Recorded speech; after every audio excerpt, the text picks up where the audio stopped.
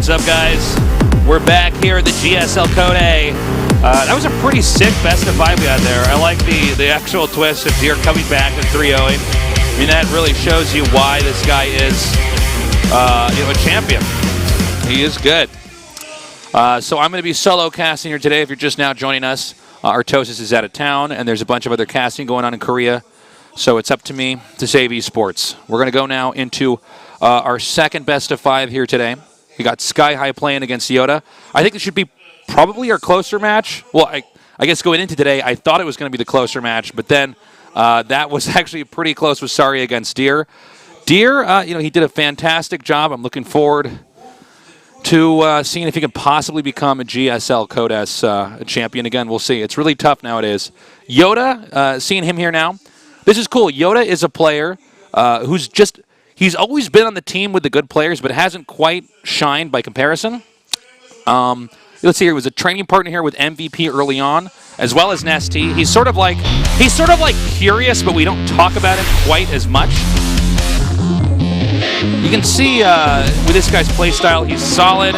He looks good. I don't know if it's bad luck or maybe he just doesn't have that oomph when it comes to being in a big match, but he's always sort of on the back burner. He's now a member of the Team Prime. Now, we did yesterday see Creator playing, and excuse me, and Creator, he had a hard time. Not sure what kind of state the Prime team is in. YoDa, though, he definitely has had a lot of good TvTs, man. All the way from early days Wings of Liberty to where we are here now. His opponent, skyHigh, this guy has had some success. I think a lot of people, even people that watch a decent amount of StarCraft, might not be that familiar with him. He's somebody, I think it was in the HOT6 Cup. Forgive me if I'm wrong here, but I believe it was a HOT6 Cup. He got, I think, 4th or something like that. But overall, he's not as prominent of a player. Now, this is the GSL Code A, so this is sort of where you'd expect to see someone like skyHigh. The question is, how's he going to do against somebody like YoDa? Especially, again, in a best of 5. skyHigh, he's got a variety of different builds. I'd say YoDa, though, also somebody who really knows how to play all the forms of TvT. The TvT is a matchup where there's a lot of different unit compositions you can go for, and they all require their own technique for really mastering it. But before I go on to that, let's talk about this. YoDa eliminates Cactus Valley. skyHigh takes out Terraform. So we won't be seeing as much of our newer maps, but we'll at least be starting out with Echo. Bonnie Research Station, which can be, by the way, really weird for a TvT, will be map 2. Then Iron Fortress, Expedition Lost, and Coda. I see both players have now joined the lobby. I believe we're going to be starting this shortly. Echo, our map. Will YoDa once again be in a GSL Code S? I feel like I've been casting this guy off and on for so long, but I've sort of been waiting for him to get his big break. We did see last season in the GSL Code S. Curious was, you got top 4, that's right. And he was somebody we were talking about for a long time as, he's sort of a Code S fixture, but not someone you expect to win. I feel like YoDa is sort of like the Terran version of that. Maybe gets a little bit, like I was saying before, a little bit less credit. But let's see how this game unfolds now. It's loaded up. YoDa against skyHigh here in the GSL Code A.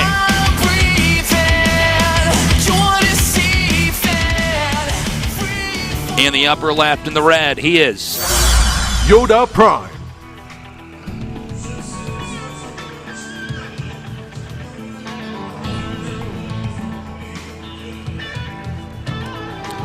In the bottom right, in the blue, he is CJ Entus skyHigh.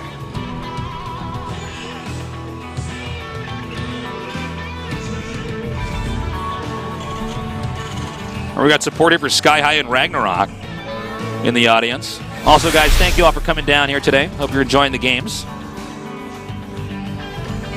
It's actually a decent showing of people here for Code A. This is, we don't normally get as many people coming down here now to watch matches, but this is GOM. It's a great place to come if you're going to see some matches. Also, there is Pro League going on right now, or Kespa Cup, I forget which is on today. So definitely check that out as well. And we're going to have, it looks like Gas first here for skyHigh. More the older build here from YoDa. Rax first into Gas. And so let me go ahead and talk about the different unit comps that you can get here in TvT. We've seen, especially early on in StarCraft II, a lot of bio. And Bio, it's quite strong. Marine Marauder, you got a lot of mobility. You can really not only utilize just stimming and running, but you have the medevacs you can drop there. Problem with just Bio is that if you're going against somebody who's getting more and more siege tanks, then whenever you have a full-on engagement, as long as those tanks are in siege mode, you're probably going to lose. So then there's the next type of unit comp that we have in TvT, and that's Marine Siege Tank, which is, it's really good. You have to be great at the positional game. And Marine Siege Tank, I'd say, yeah, it's right in the middle for TvT, right? Like, you've got mobility on your side, you're still able to use medevacs, but you're able to hold out in a position. If you don't want to give up a spot, you have the luxury to do that, where I'd say Marine Marauder, it's a bit more finesse. And then there's the third unit comp you can get, and this is where we cue in our toast, and he goes, well, I love mech. And that's the one where you just sit back and you just turtle. You turtle up. You're probably not going to be killed early on, although accidents do happen. But when you go for that mech composition, what you're really going for is a strong army in the late game, and one where when you pick your fights correctly, you win. Now, the way that the Marine Siege Tank, and especially the Marine Marauder comp is that they try to outmaneuver that. Oh, that's unfortunate there for skyHigh. YoDa's Reaper gets the first shot off.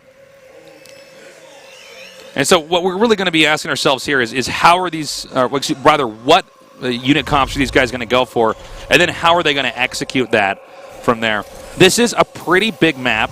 It's a map where, fourth base, if you're going to mech, not easy to take. You don't always need a fourth base, though, if you're going to go for, a mech game where you're just really confident that you can do it right.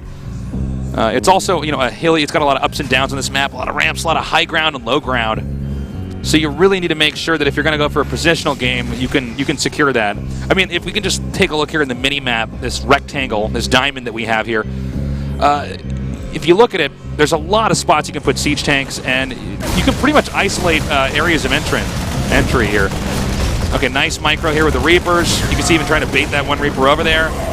Gets that damage done, and should be able to get this SCV from here. There's a little bit of an interruption here. skyHigh is going for the harass build. We have Banshees following this up with Cloak. And this is a bit of a nuisance here for YoDa, because that orbital's about to finish, and you can't, really get SCVs out of there. But perhaps a bit too aggressive of a play there from skyHigh. Probably would have been better to stay down there on the low ground for just a few seconds longer. I mean, it's no big mistake. But if we had to critique, I guess we could say that might have been a little bit better off. Just slowing down the usage of SCVs there at that base. You can see YoDa's not entirely comfortable, though, either. He's not coming down his ramp. As you can see, skyHigh continuing to reinforce this with Hellions. Now, the big question is going to be the Banshee. When you use the Hellions like this, you can kind of bait them out into burrowing this Widow Mine here at the front, and that's good, because that means that you can send your Banshee over there into the main. There's just, one less Widow Mine in an area that you don't want to deal with. Banshee coming up now towards the upper left here in the main. We'll see how much damage it really does, though. It seems like YoDa's pretty much preempted this. He has the Viking. Look at the spot right in between the first and the second base. And then we see the turret placement here as well. And it's 3 turrets that are just spread out enough that they won't shoot the Banshee down unless skyHigh really screws up and flies into it. But they will detect it. Nice job there, sending that in, tanking that one hit on the Widow Mine. I did not expect the frontal attack here. And I think, the aftermath of this engagement, we're sort of seeing why that's probably not the best move, because the Hellions aren't going to do that much damage. I mean, the turrets zone out the Banshee. Oh, no. Are you serious? Okay, no, he's not going to do it. I was going to say that would have been really bad had he actually lost after the Widow Mine, considering that he actually used one Hellion to, to soak up the Widow Mine shot. Anyways, we have the medevac now coming around here, going towards the main in the bottom right. And it's now, balls in YoDa's court here to try to do some damage of his own. I'd say overall, skyHigh's aggression there, not too impactful in the sense that, he didn't hinder his opponent at all. This game's sort of normalized. They're both fairly even, although the teching is a little bit different. We now see siege tanks coming into play here for skyHigh. We don't know yet if that means it's going to be mech or Marine siege tank yet, since, there's only one barracks and one factory. So we have the medevac now looping around. Both these guys with pretty good defense. Not one player really able to punish the other one. And so that medevac's going to go ahead and back up. As we go further in this phase of the game, it's very important to see who's taking initiative, how they're doing that, how much map control they're doing, and I did not expect YoDa to do this. Whoa, hold up. Let's talk about this. Quick third command center. Now, if you get away with this, it's great, right? But guess who doesn't have siege tanks right now? It's YoDa. I would assume YoDa would have to rely on, for instance, drops like this, with also maybe using Hellions to go around into the main. But if skyHigh opts to push and YoDa isn't completely equipped with an answer, I mean, he could just lose this, right? I mean, this is going to be pretty tough. Drop coming in here, just keeping YoDa on his toes. Oh, no. Okay, now is definitely a moment that skyHigh would want to consider coming out here. And you can see he's already doing that. So he lost that medevac. There were 8 Marines in there. It's pretty important, right? We're just past the 10-minute marker.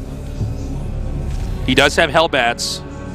Now the difficulty here is when the siege tank's in siege mode, how does an army like YoDa's actually engage this, right? Vikings, they're pretty good, right? They're going to shoot down the medevacs. He's got Marines here. He does not have stim, though, but, I mean, the Marines are still there. Even Marines without stim, I mean, the DPS is quite high. It looks like he wants to basically go for, like, a Hellbat drop on top of this. Problem is I mean, these... Well, hold up a second. Let me check on the Observer PC here. Okay, so it is 2 Vikings to... looks like 6, excuse me. Yeah, so see, the Vikings just win this air battle. There we go. Can't really contest that. And so... here's exactly what I was talking about. Siege tank's actually going to siege up, and he just has this position. Now, there are medevacs full. How does he drop? This is the problem. He's going to go for it. Problem is, he already gets 1 medevac. He actually gets, okay, he does not get the second. In fact, unfortunately for him, those Vikings were ended up targeting one of the other Vikings on the other side here. And so, fortunately for YoDa, he does manage to hold this. I think, had there been better targeting back there, this would have gone even better for skyHigh, but skyHigh's still winning the fight. No tank here in sight yet for Sky. He's going to have to try to reinforce this. Not a bad choice either. Go ahead and land the Vikings. There's still a Banshee here on the high ground doing a lot of damage to air. Might even want to edge up a little bit with those Vikings. There we go. Now, remember, the third base, it's, let me check actually on my preview screen. Looks like, see, he basically does know about that over there in the back. But it doesn't really matter, right? Because all he has to do is keep pressuring over here. In fact, YoDa's now pulling all these SCVs. So this is 36 workers to 57. Keep this in mind too. Stim is about to finish here for skyHigh, and he can then re-engage this no problem. And this is one of these moments where you can actually do some tricky stuff with the Vikings, picking them back up. Dustin Browder would be very happy in this moment, guys. You see, he can keep punishing those Hellbats there on the low ground. While this has happened, skyHigh has taken his third. Doesn't really matter when YoDa's third base was taken, since he isn't able to mine from it. He's also behind in SCVs. Just now dropping a bunch of mules there at the second. We see some here over at the third being cleaned up as they run out of their very short fruit fly lifespan. Now we got more barracks just continue to be cranked out here, and it looks like, you know, bio with a small number of tanks here is the way that skyHigh wants to play this. And I have to tell you guys, I think YoDa, I don't think he can actually recover from this. I just don't know. There's so many tanks over here, right? He's gonna, all he's doing is use that Banshee. There you go. Get the tanks over there at the far left. Drop these Vikings down here. And this is just so much damage. Thor is going to have a very hard time. He needs to micro those Vikings up there. Kind of one of the odd moments where you're seeing a crash here with Vikings on the low ground, but it totally works, right? All he needs to do is have those Vikings soak damage here on the low ground so those tanks can do more. And again, skyHigh with a great call. He packs his bags, gets back out of there after having that exchange. In this position, skyHigh needs to keep a superior siege tank count. He's already going to be ahead in, you know, his bio and everything else, but just having a better siege tank count pretty much means whenever he wants to take a location, he can actually do that. We have the medevacs now pulling out here, headed northbound over here. Looks like they want to loop around to the, possibly even the main, but maybe just to the natural expansion. skyHigh just sort of doing everything to stay ahead here. The burden really here is on YoDa, and there's not much you can do based off of, you know, the way the unit comp has been going this game. You know, he's also going for tanks, but It's much more of just this mech army, and it just doesn't have the mobility, right? When you got a mech army like this and you're YoDa, the real problem is that every time you lose a tank, you're behind. skyHigh is doing a good job keeping his tank count up anyways, like I was saying. But you know, when you have a lead and you're going to bio tank like this, if the mech player's been abused early on, it's so tricky, right? I mean, look at this. YoDa can't leave his base. YoDa can actually barely defend his base even. Another drop over here. Doesn't even matter what this does as much, because punishing the mech player, it's really about getting him out of position here. So just taking out this turret. And you know what? Why not? You can probably just pick up again. Go somewhere else. It's making the tanks go all over the place. And this will trigger the big attack here from skyHigh as he lunges forward. Actually dropping Marauders here on top of this tank. And this means that the third base, there's no way. GG. Nicely done. Well, we could talk all day about different unit compositions and, you know, sort of how that game looked, but I think a lot of this comes back to the fact that skyHigh fortunately shot down that medevac, and since YoDa was being a little bit greedy while going for that mech comp, you know, getting these Hellbats out and then ultimately getting tanks and Thors, he did not have what was necessary to defend once skyHigh pushed out with the tanks. So we're going to be going into game number 2 here. The players they are allowed to go ahead and talk it out with the coach early on here. Frustrating moment there for YoDa. Although I think we'll probably have closer games than that. And I'm not sure what our next map is. We'll find out in a second, guys. Thank you all who have tuned in, and thank you all who have come down to the studio for this solo cast here. Code A must go on, even if Artosis is out of town. And let me go ahead and join into this game here. Map number 2, that's right. It's going to be Vonnie Research Station. Okay, well, this map is cool, TvT. There's a lot of different openings you can do. You got access to your expansion in the back there. 3-basing is not hard to do, but it's very punishable as well, since in a sense the main can be pushed just the way the mains are shaped. You can actually push them just from the low ground. So, I don't know. I'm curious what the best think about how to play this map exactly. By the way, I also like a lot of these new maps that have come out over the past, about a year and a half. When StarCraft II first came out, I remember they were gold-based maps, but eventually they eliminated them because the game was not figured out enough yet, and it's just led to so many weird cheeses. But it's kind of cool to see them, playing more of a role now here. So we have skyHigh in the game ready. It looks like I believe YoDa's still speaking with his coach. TvT, by the way, my favorite matchup. Actually, StarCraft 1, non-Brood War, then going into Brood War, and even Wings of Liberty, and you're in Heart of the Swarm. I just love this matchup. It's always been, out of all RTS games, just such a pain in the ass of a matchup. It is just so hard. Statistically, the games go for much longer. It's sort of like real-time chess, which is really cool. And I'd say this matchup in StarCraft II, it definitely added more dimensions. There's more flexibility because you can at least go bio, whereas bio is just not viable unless it was against Zerg in Brood War. So it's pretty cool. It's also the matchup, I guess, along with PvP as well, but it just has so many different builds and special little timings. And looks like our map is now loading up, guys. This is the Tasteless Solo Cast here in the GSL Code A. And we'll be going into this, game number 2. Enjoy. GSL. This is the You don't stand alone here. You don't stand alone here. You don't stand alone here. You're by my side. In the red in the north, he is YoDa Prime.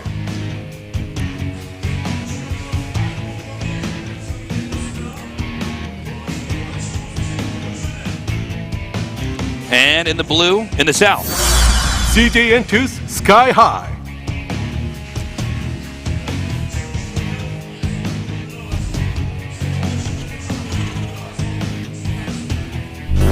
So let's go ahead and talk about this map again. And let's just do it from the position of skyHigh here. You've got that little base in the bottom right that you can take pretty much uncontested. And then, of course, you have this natural base. Now, sometimes people even take the natural before the back base, because if you get the natural base first, it's really easy to then take that back base. But the other important factor here, the size of the main here, that, you know, combined with the range of the siege tank. You have the siege tank, it can come up on the low ground, and you use anything like a Viking, for instance, to see up on the high ground. You can hit a lot of the buildings in the main, and we see already, for instance, this right here probably could be hit by siege tanks on the low ground. So a lot of players will they'll come out and they'll try to punish the other player, not by hitting the expansion, but by interrupting the production, right?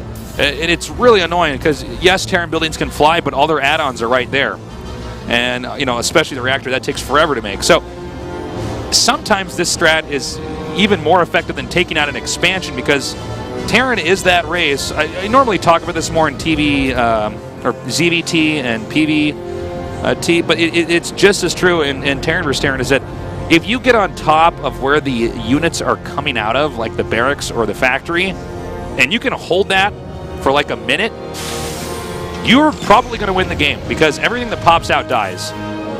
I mean, just immediately. The Terran does not have the luxury of warping in units.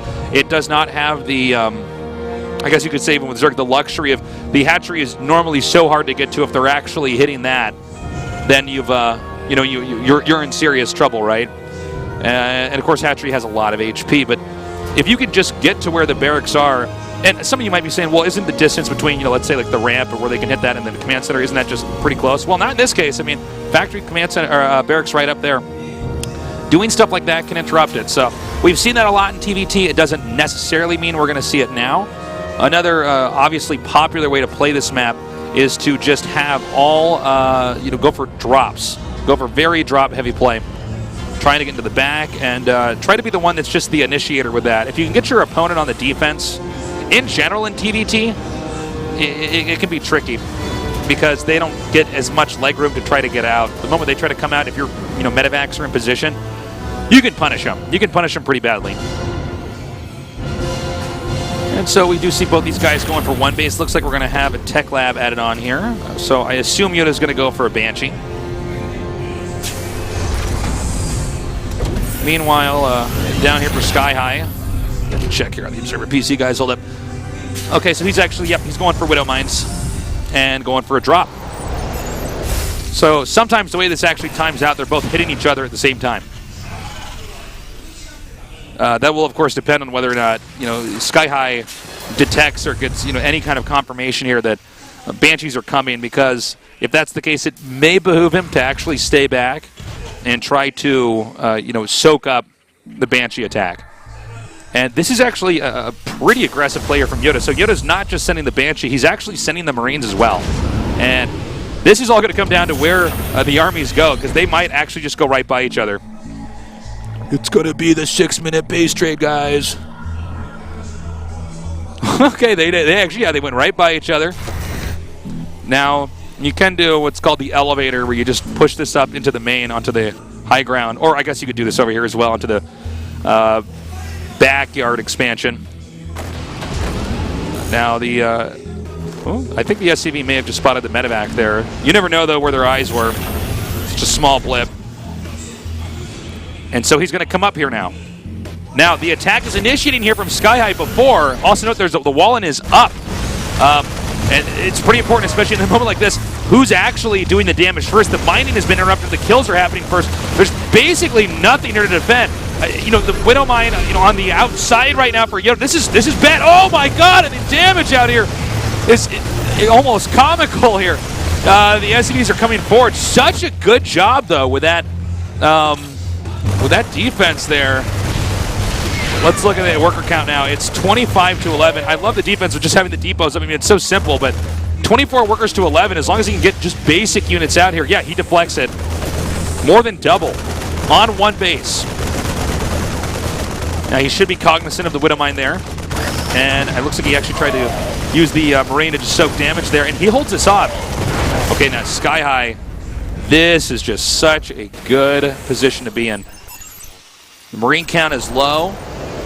There's not much of a follow-up here. You can see he got the Raven sort of defensively, and it looks like skyHigh is going to get his own Raven. stay safe, right? 28 workers out of 13. I believe, check here, yeah, I believe the Banshee, yeah, it's headed over here to the upper right. A Hellion over here to the far left. And I was actually grabbing my coffee, guys. I don't know what just died there, sorry. We have a command center going down here at the bottom right. And it looks like Banshee Cloak is now done. So let's see if skyHigh can have a follow-up serious blow. And we don't have it on screen just yet, but he just forced a cancel there. There it is. He just forced a cancel there on the upper right. And with the Raven here, I mean, he could pretty much drive out this Banshee. Got to bring the Marines back here. And the Banshee actually now, yeah, going to force back some workers. Nicely done. 4 kills here. But already the canceled command center there for YoDa, a little bit more impactful. In fact, he might even be able to loop around again here towards that backdoor expansion. 7 kills now, starting to stack up. You can see that auto turret is just not quite in the ideal spot. All right, he actually is making the command center, in the main. YoDa is. I thought he was making that at that expansion for a second. Banshee is gunned down, nicely so. And YoDa's harass ends. So they've started to even out a little bit here, 22 workers to 18. It will be command center finishing, ahead here for skyHigh. And that's pretty important here, especially for, getting the siege tanks to the Vikings. He's going to have more gases. In TvT at this phase, the minerals are important, yes, but really it's getting that gas up. It's so crucial, crucial, And so command center now nearly done here for YoDa. And the siege tank race has started. Really map control here going to skyHigh. YoDa has to be in a defensive position. You can see the Marines, the tank, the Viking, the Raven, all tucked back here to try to defend against anything that might come up. skyHigh, I think, is intelligently so backed off from being too much more aggressive. He pretty much did the damage he wanted to do. YoDa should be expanding over here to the upper right back expansion. I think it would be unwise for him to take the expansion that, a bit more bold, the one that's out in the front of his base. Is just, I think it's just too risky, especially with the siege tank count being decent here for YoDa. We already saw he was pretty good at pushes. And this is great positioning here for skyHigh because we already saw, YoDa was pretty aggressive with his drops last game, just like any good TvT player would be. But if they're going to drop you, the odds of them just flying right into that are actually quite high. And when you get Vikings in that number, I think it's 4 down there right now. Probably a 5th one coming to group up with it. But the medevacs die so fast. And he's actually going to push out a little bit further. And he's going to bring his siege tanks. Now, are we going to see that push I was talking about? We could. He could, though, very well do just a push up at the front. I mean, even just getting those depots is so annoying. Air dominance really going to skyHigh here. He's pretty much ahead in every way, right? I mean, down to workers all the way to all of his attacking units. Even his stim started a half second before YoDa's did. And so he's going to push out. Now, notice YoDa seems to be aware of the risk that could be involved if siege tanks come and push up on from that low ground location. So he can actually go right down here and just siege up. Is he going to do it, though? Okay, he's going to do it. Siege mode was activated first here for YoDa. And there's the point defense run for both parties. And it looks like it finishes up just a little bit quicker there. That actually allows YoDa to push him back. And so this is a failed attack right now from skyHigh. He's going to have to back up. He does not have a Banshee here, so he can't start shooting those tanks.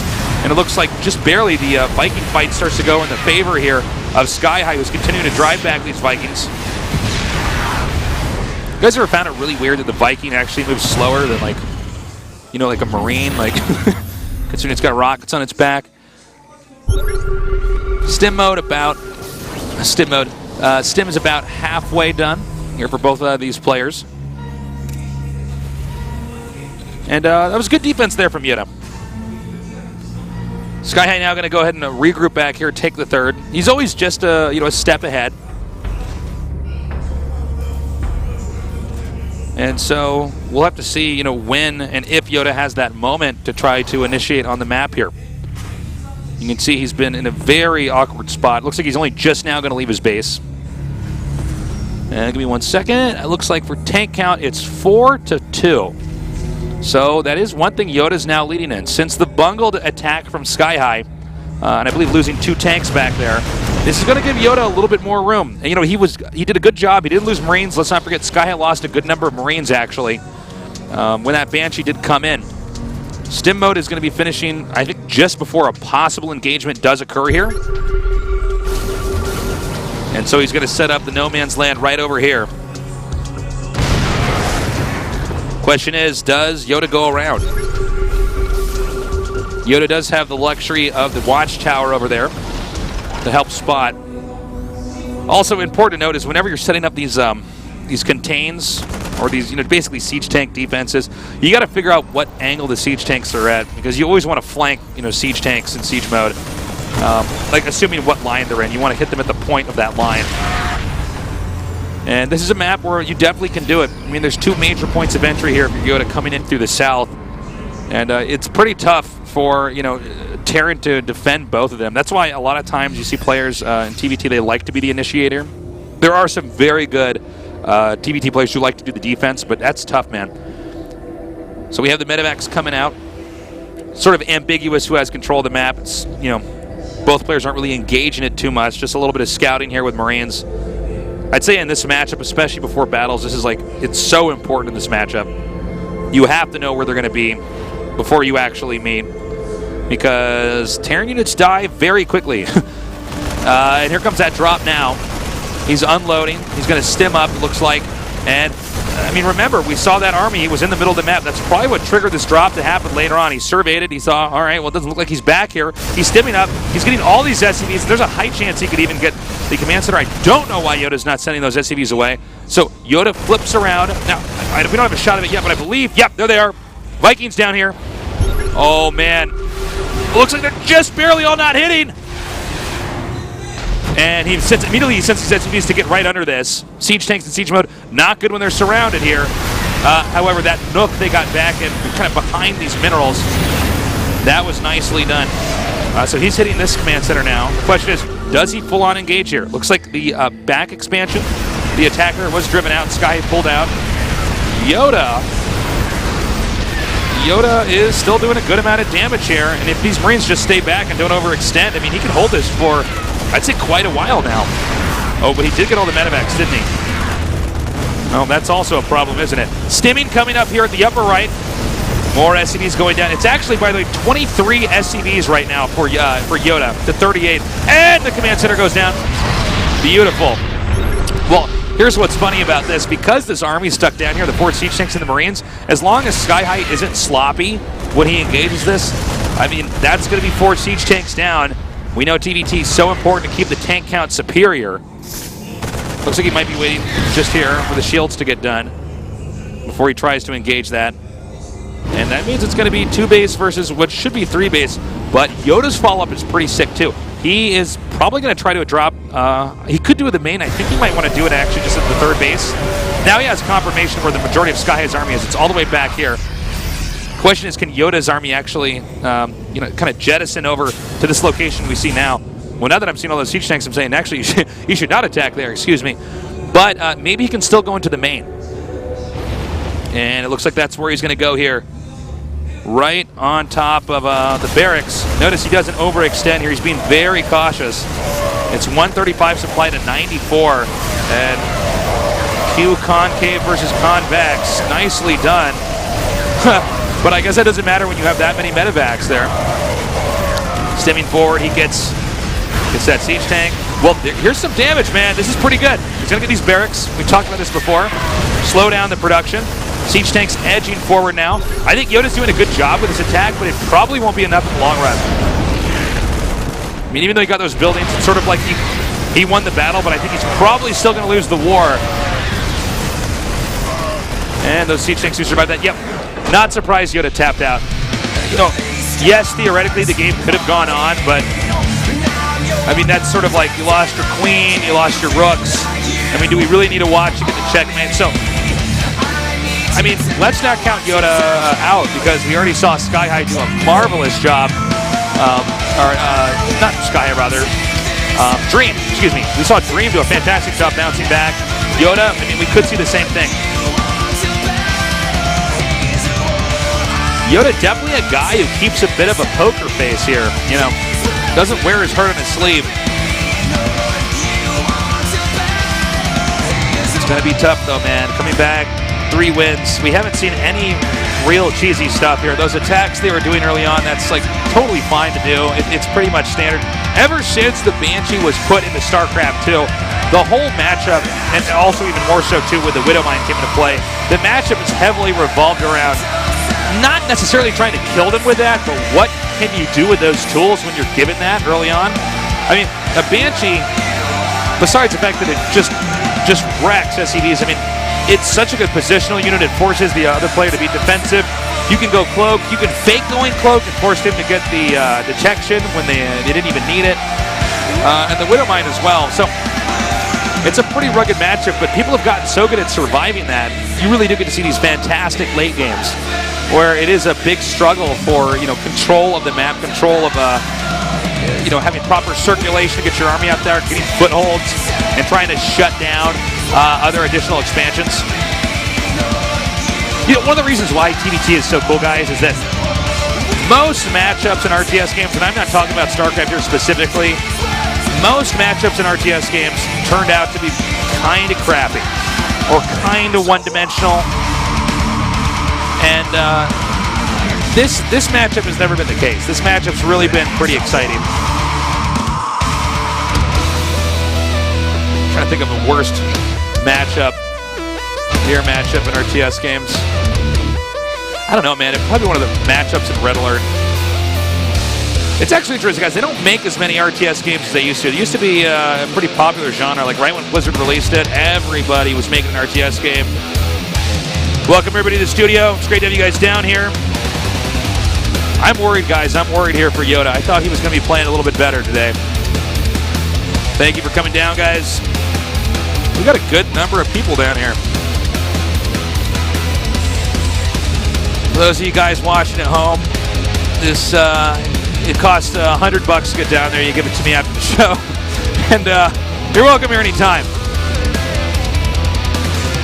Also, for you guys down here, they should at the front desk have, they're called cheerfuls in Korean, but you can go down there, get a pen, you can make a sign, you can put it on TV, you can be famous.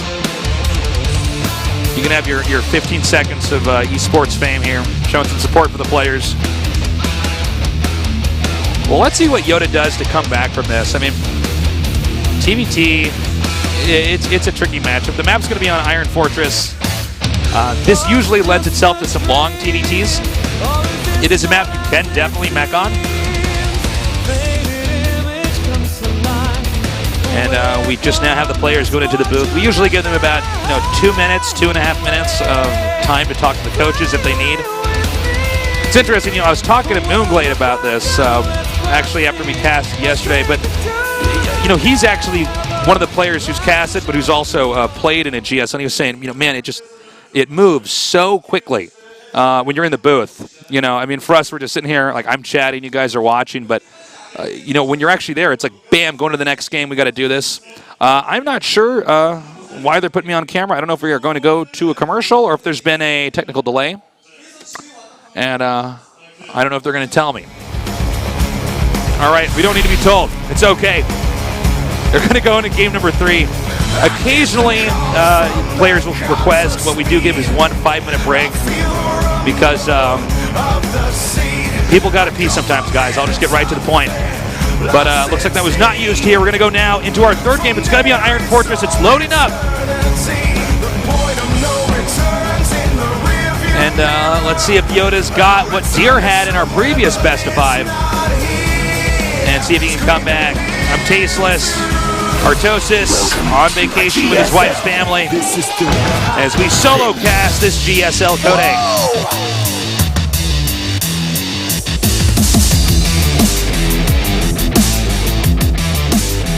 In the bottom left, in the red, he is YoDa Prime.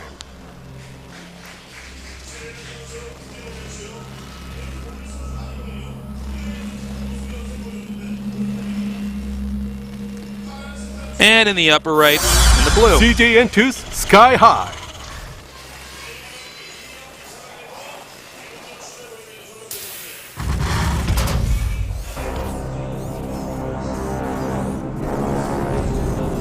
So here we are. Game 3. Already we have a gas first build here for both players. And we'll have to see what happens when you're in these positions. That center watchtower is a little bit more important than it is on other maps. This is, TvT. It's not too hard to get the 4th up, but we'll have to see. 4th base, if the player is going for the siege tank comp, which we've seen in every game here, you can punish that if they try to take the 4th.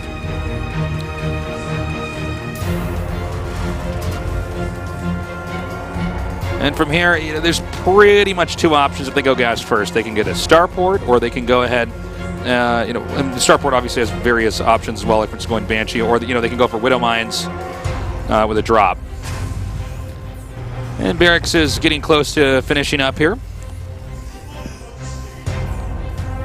YoDa, another one of these players that it seems just hasn't quite had that success. skyHigh, I'd say he's even overshadowed here by YoDa. I think skyHigh is a great player, though.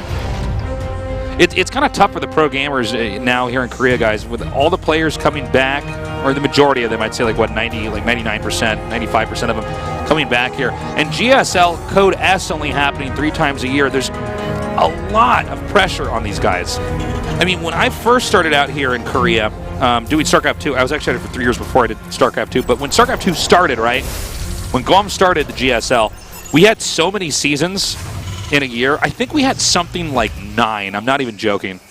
We had a crazy number. We would crank through a season in like, I don't even know how fast. Well, actually, no. You know what? It wasn't even the rate at which we cranked through the season. It was how quickly we would start the next one. And now I think we've got. I think what is more reasonable for for TV, for the studio to handle number of days here of Code A and Code S. But back then a player loses, he's like, whatever, man. I'm going to see you guys in a month. I'm coming back. But here, I mean, you lose and you're out for months, and that's tough.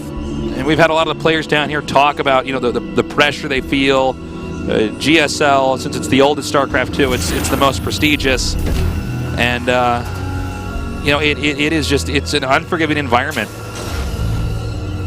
The Reaper's going to come up here now. This is skyHigh's Reaper.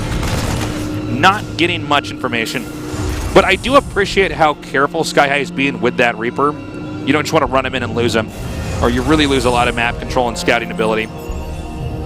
And so we actually have Hellions. Looks like a small group, small army grouping up here. Oh, isn't this unfortunate? YoDa needs Sky needs to raise that. He does not. He sees everything. This would be a really great moment to build like a depot right next to that, right next to that tech lab there. Okay, so the Reaper's now back off. Barracks is just not moving. What is going on here? All right, there we go. He's going to land that, make an add-on. Looks like he might have wanted to fake it, make it look like he was going to land on that tech lab. I'm not totally sure. It seemed a little bit weird back there. And so now he has a starport there attached to the tech lab. So this creates a little bit of ambiguity. Like, yes, YoDa scouted, but it's not totally 100% clear what he's trying to do. And nice control here from skyHigh. Still keeping those Reapers alive. Oh my God! So close.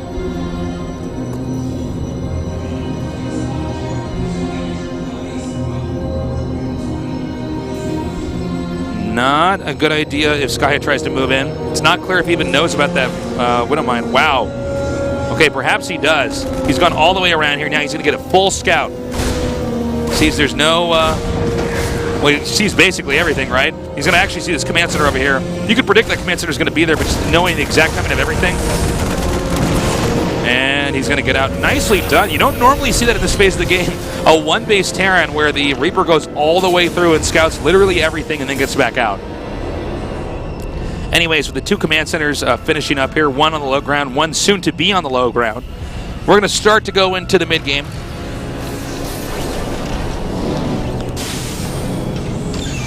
Once again, he checks up over here. And I can't believe this. This Reaper's going to get in here again. And so he comes back around. Reaper's finally taken out. And we do have Stim starting a little bit sooner here for YoDa. And that, you know, a lot of people would brush over that, but that can be pretty important. I mean, when you get Stim done and your opponent doesn't have Stim, mean, it's worse than Lings with speed versus non-speed Lings. I mean, you could just kill so much so quickly. I have casted so many technical TvTs where everything I'm talking about doesn't matter because all of a sudden the guy got his army out of position and somebody stimmed and ran in when the siege tanks were like going into siege mode or going out of it. And the game could just end like that. So we got the medevac coming over here. He's unloading these Hellions. And look at this. He's going to be able to get some good damage. Once again, off to a nice start here. How many SCVs will he kill? That's a big question. He's not in range of that siege tank yet, so he can pretty much freely deal a decent amount more damage. He can probably even pick up here. Yep. No losses suffered. Only further ahead is skyHigh in this game. We actually saw, I don't know if you guys caught that, but I saw him on the screen there. A bit of frustration there with YoDa. I mean, he's having a really rough day here. And it looks like now he's going to come around here to the bottom side. Check on the previous screen. Can he be hit by siege tanks there? Oh, well, no, now, because not while YoDa's leaving. So this is going to come in here again. YoDa now moving on to the middle of the map. And things could just not get worse right now for YoDa. And I love the splitting here by skyHigh. He's actually just going to hit everywhere at once. SCV's being pulled to attack, but the micro here from skyHigh is real. Meanwhile, an attack, though, let's not forget, there is a counterattack over here at the front. Will skyHigh be prepared? I mean, oh, yeah, he's going to be prepared, all right. Oh, he's very prepared. Is this just going to end, guys? This is like 14 workers to 40. And all Hellions are still alive. I don't even think he's looking at this now. Now he realizes all he has to do is hold up this attack. He's actually in range here. A tank is in range, excuse me. And incredible splitting there on that siege tank. I love it. Talk about fast reactions there. Would have really helped YoDa if he had connected that. Now, the bunker here is almost more of like a sandbag wall, you know, like you're just trying to sandbag him out of this attack here. But, you know, skyHigh having the resource lead and now also has the air unit lead.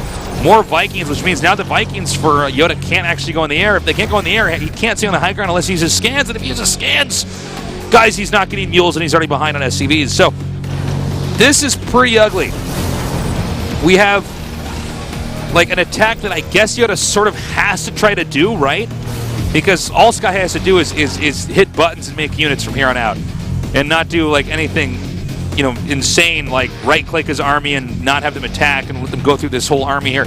So YoDa, I think, probably feels really forced, like his hands are tied here. He has to attack into this, but the siege tank count is higher. He's probably just going to land his Vikings on this, or he doesn't even need to. That's it, GG. Whoa, 3-0. skyHigh. I mean, he just rockets into Code S. Nicely done. Well, guys, I started today out saying that our match that wasn't going to be close was Deerigan. Sorry, it's like game 5, and I thought this was going to be our close match. And YoDa, I mean, it's sad to say. I know these guys work so hard, they try so hard, but he's not Code S quality right now. And he will have to go back through and try to qualify here for Code A. But you know what makes a StarCraft player who's the best of the best so good? It's the tenacity. It's that you don't give up. None of these guys started out good. None of these guys started out champions. I mean, in truth, if you're going to be a top StarCraft player, you're probably playing with people who beat you at least 50% of the time. And I do hope to see YoDa again. Good luck to him. skyHigh, though, at least in TvT, looking very promising. Well, I enjoyed that TvT. Unfortunately, it was a little bit shorter than I thought it was going to be. So hopefully our next best of 5 is going to be a little bit longer. We're going to go to a short little break here, and when we come back, we'll continue on with our final best of 5 here in the GSL Code A.